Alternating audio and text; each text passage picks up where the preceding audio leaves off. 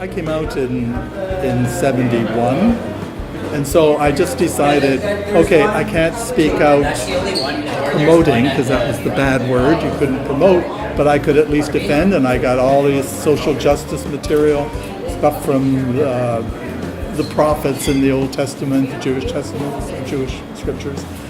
And I worked with some other teachers, some of whom were members of the community, some of whom weren't. And we ended up putting out a 10-page brochure to help students find resources and support. I found one copy about a year ago, so I photocopied it and handed out to some other, because nobody would believe me that back at that time we were able to do that. I was teaching at a school at Dundas and Bloor. Over at Dufferin there was another Catholic school, and one day out from my door, and there were students from the Dufferin school asking for help. So yeah, I saw positive stuff. In the 1970s, Emmanuel Jacques was a shoeshine boy working on Yonge Street, and two gay guys, he was visiting them, and they gave him dope, they strangled him, they drowned him, and they left him in a barrel up on the rooftop of one of the buildings over there on Yonge Street. That's when the Portuguese community in Toronto made itself known. Father Cunha wouldn't allow to have the funeral in his church because it might be contaminated and so on.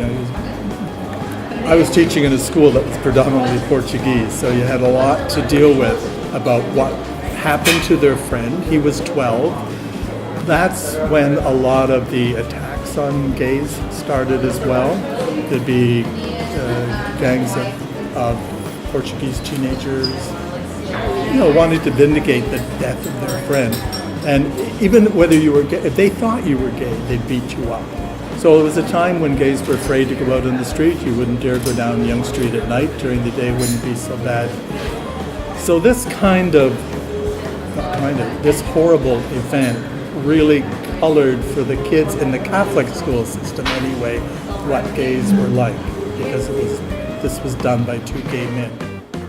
I would say to young people who are coming out, if your parents don't know, or if you think they don't know, be gentle and know that it's taken you a while to figure this out. Maybe it's going to take them a while, or maybe they're just waiting for you to tell them. But be gentle with them and don't get upset if they're shocked or surprised, because they haven't had any preparation.